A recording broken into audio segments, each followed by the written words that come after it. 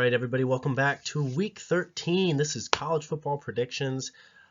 I apologize for not getting a video uploaded last week, but the predictions did pretty well. There was only 9 games because of the cancellation of the Virginia game, so we ended up with a 7-2 record. That's one of the best records on the season, and this is a big week, folks. This is rivalry week, so let's get into it. First game up, it's the biggest game of maybe the season, definitely of the week. It's number 3 Michigan versus number 2 Ohio State. This one is a noon game on Fox. Michigan, they're coming off a really close win over Illinois. Their big strength on offense is in the running game, and they have some potential injury concerns there with Blake Corum being out. So we'll want to keep an eye on that one, depending on how he's going to go. I think they've been kind of keeping that one under wraps, but I expect he's going to play. But if he can't go, that's certainly going to affect their offense. Looking at their passing game, they haven't been forced to throw the ball a lot. Their running game has really taken care of business. And we saw J.J. McCarthy miss some key throws down the stretch against Illinois last week. So if he's called on to be kind of a hero and make some big throws, I think it's questionable if he can do that. Looking at the Michigan defense, they have played amazing this year. They're holding their opponents to 11.7 points per game and 241 yards per game, including under 80 rushing yards a game. So they've really shut down the run effectively, but their secondary is really going to be tested against Ohio State and these receivers. They need to control this game from a defensive side, really setting the tone at the line of scrimmage on both offense and defensive side of things is going to help Michigan go a long way in this one. Looking at Ohio State, they're coming off a tough battle against Maryland last week. Their offense is star-studded, as we all know. They're averaging 46.5 points per game and over 490 yards per game. This defense is a much improved unit from a year ago with new defensive coordinator Jim Knowles at the helm. It's going to be a clash of the Titans in this game. It's really kind of what we've been waiting all year for. They're both in top 10 in scoring defense and scoring offense, so they both have very good units on both the offensive and defensive side of the balls.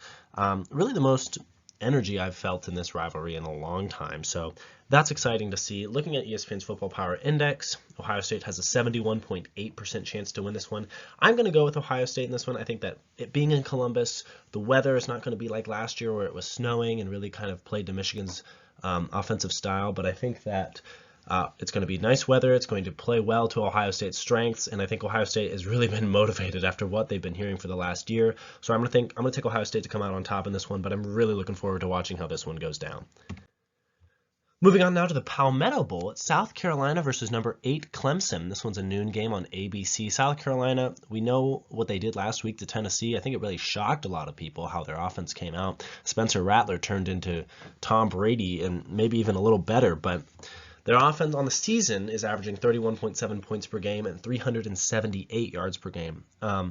If we can see another performance offensively like they had last week against Tennessee, then I think South Carolina could win this one easily. The problem is South Carolina has struggled to be consistent, so I am not sure that they will be able to mimic that offensive performance last week. Looking at the defensive side of things for the Gamecocks, they are allowing 27.3 points per game and 397 yards per game. Like I've said, they've been hot and cold. They've won some, they've lost some, so they haven't really found a consistent stride of things. But I think that they definitely have shown that they're capable of scoring in big numbers as they did last week against Tennessee. Looking at Clemson here, they bounced back from their loss over Notre Dame. They've won 2 straight. They're averaging 34.7 points a game and 412 yards per game on offense. The offense has been kind of shaky for them this year. Quarterback especially has been a spot where they're sticking with DJ, but I don't think DJ is one of the nation's best quarterbacks by any means. And I think if you're going to be a championship caliber team, a playoff caliber team, you got to have strength at the quarterback position. Looking at the defense for this team, they are holding opponents to 20 points per game and 318 yards per game, so fairly solid numbers for Clemson. ESPN's Football Power Index gives them an 88.9% chance to win this one. I'm going to take Clemson in this one. I'll be curious to see how South Carolina starts the game. I think really this opening quarter will set the tone for the rest of the game, and if South Carolina keeps it close down the stretch, if this is a close game, the one-score game going into the fourth quarter, South Carolina could definitely pull out the win because I don't have supreme confidence in Clemson, but I do think that Clemson, with everything that's gone on, especially when they got blown out by Notre Dame, they're still a viable playoff team, and I think they could still make the playoff, as much as some people might not want to hear that. But I'm going to take Clemson to win this one in rivalry week. Moving now to Coastal Carolina versus James Madison. This is not one of the 10 biggest games. I don't care what people say. This was just part of ESPN's Pick'em. I don't know anything about either of these two teams. Coastal's won 4 out of their last 5. Offense is averaging 31.6 points a game, 431 yards per game. Defense holding opponents to 26.9 points a game, 403 yards per game. Coastal is 14-point underdogs, which they have a 9-1 record, so I was kind of surprised to see them as that steep of underdogs on the road. So I went ahead and just took James Madison here. ESPN's Football Power Index leaned James Madison too, so I'm going to take James Madison strictly because of what Vegas is telling me, so I don't have a lot of insight on this one, but I'll take James Madison to get the win. Another thrilling game, this is Western Kentucky versus Florida Atlantic. Western Kentucky, they suffered a loss to Auburn last week, but their offense is averaging 36.4 points a game and 476 yards per game. A lot of that yardage is coming through the air, so the passing attack is a big component of the Hilltoppers offense. The defense, they're holding opponents to 22.8 points a game and 374 yards a game. Looking at the Owls of Florida Atlantic now, they lost in a blowout to Middle Tennessee last week. They need a win to reach bowl eligibility, so there's a lot on the line for this team. Their offense is averaging 29.6 points per game and 407 yards per game. I actually saw this team play back in week 1 against Ohio, so it has been a while. And this defense is allowing 26.1 points a game and 411 yards per game, so they allow more yards per game than they gain on offense, and they only score 3 points per game more than they allow on defense. So FPI likes Western Kentucky in this one. I'm going to take Western Kentucky as well. I think their offense is going to be a little too much for FAU to handle, and I think they'll win this one by a couple of scores.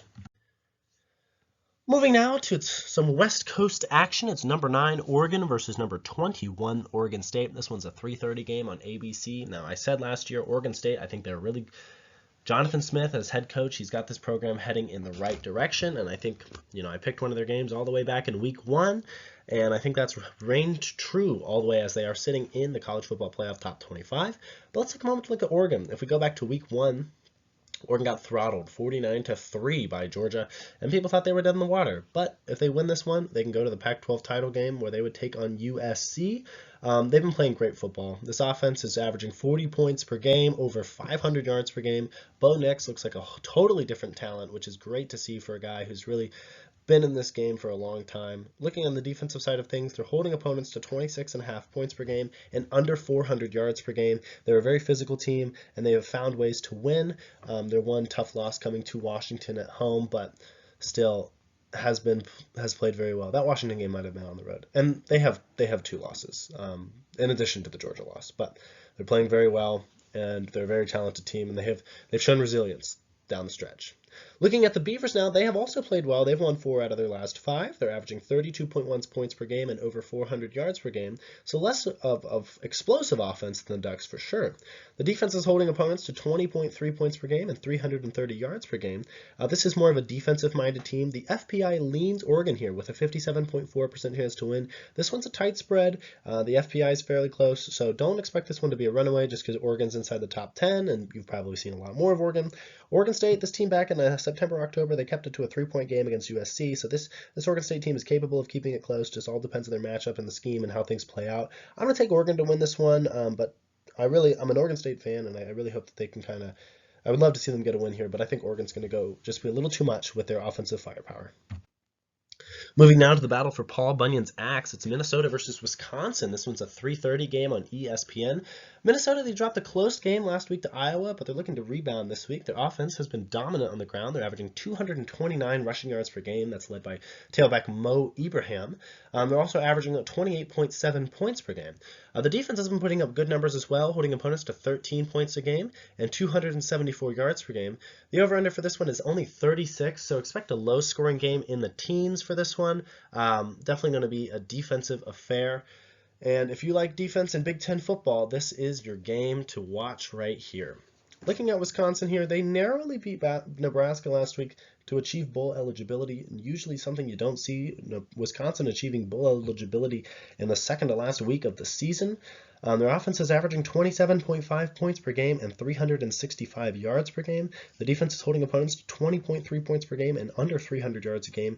The FPI likes Wisconsin here, but I'm going to take Minnesota, and I think that has to do with the quarterback. I don't trust Graham Mertz. I trust Tanner Morgan a little more. I believe Tanner Morgan's going to play, and I think the running game overall for Minnesota is going to provide some challenges that Wisconsin simply can't keep up with. So I'm going to take the Golden Gophers to get this win on the road.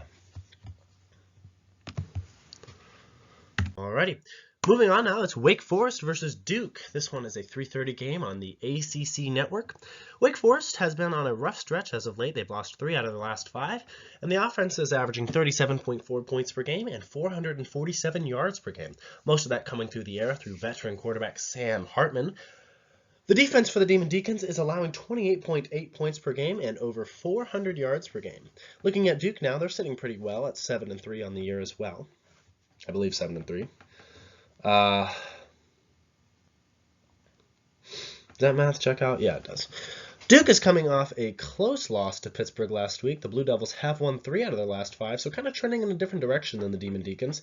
The offense for the Blue Devils is averaging 33.2 points per game and 413 yards per game, and the defense is allowing 22.1 points per game and 376 yards per game. Excuse me.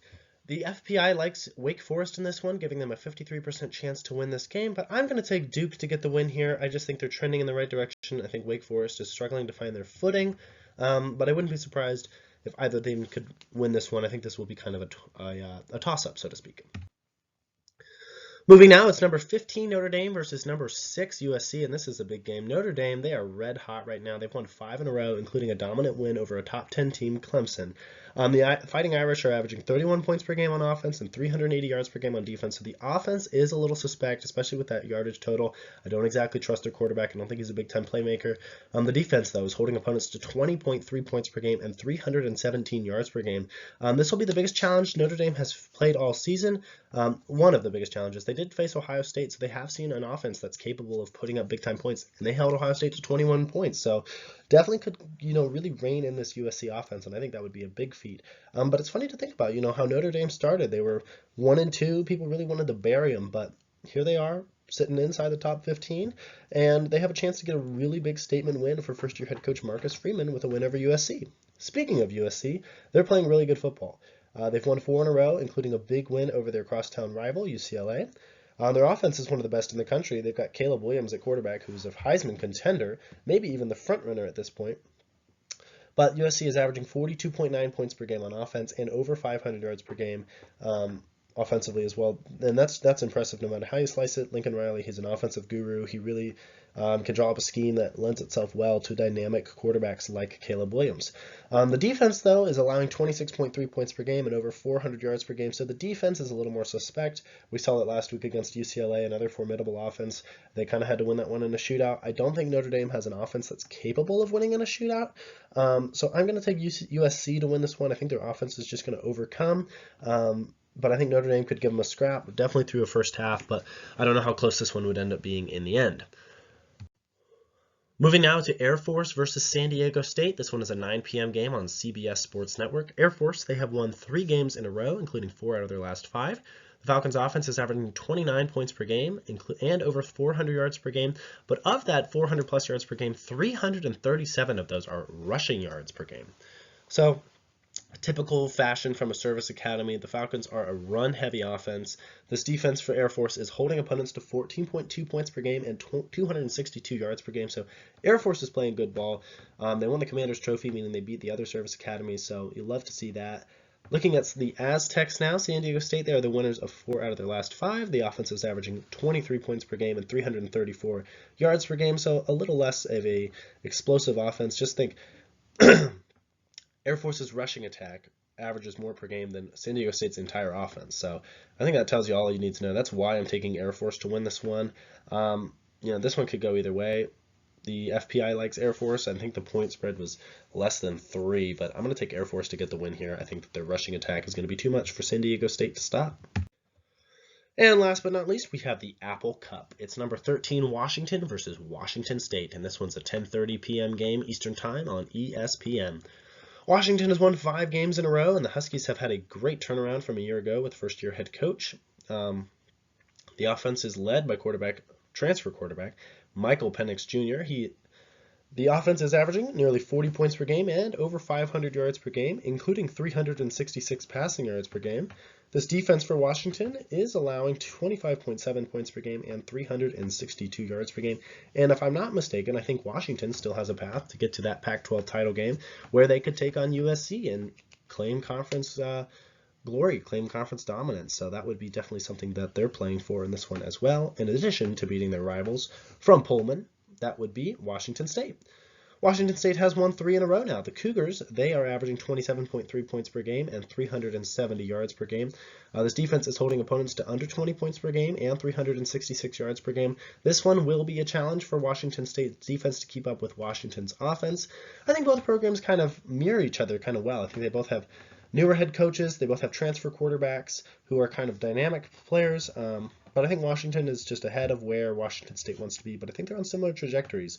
The FPI slightly leans Washington, and I'm going to agree there. I think Washington's dynamic offense, I think Michael Penix Jr. is just going to be a little too much for Washington State to keep up with. I think especially in a shootout, turnovers could be another problem for Washington State if this game really gets down to it. So I'm going to take Washington to get the win here. And that's going to do it. I want to thank everybody for watching this week and watching all season. I've really had a lot of fun making these videos and making my predictions. We've had a pretty good record overall, but stats and info courtesy of ESPN, and I'll see what comes down the pike if I have any uploads for Conference Championship Week or if I do anything for the bowl season.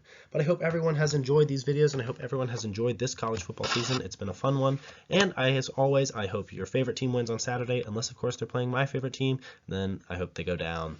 Well, I hope everybody has a great weekend and enjoys the college football action that's out there, and we will see you all next time.